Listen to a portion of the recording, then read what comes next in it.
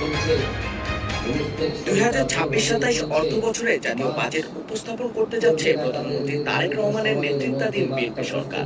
এটি বর্তমান সরকারের প্রথম বাজেট, তাই সাধারণ মানুষ, ব্যবসায়ী ও অর্থনীতিবিদদের আগ্রহ বেশ তুঙ্গে। সরকারের তথ্য অনুযায়ী এবারের প্রস্তাবিত বাজেটের সম্ভাব্য আকার 9,38,000 কোটি টাকা, যা দেশের ইতিহাসে সবচেয়ে বড় বাজেট হিসেবে বিবেচিত হতে পারে। বাজেটে আগামী অর্থ বছরের জন্য জিডিপি প্রবৃদ্ধির লক্ষ্য ধরা হয়েছে 6.5%।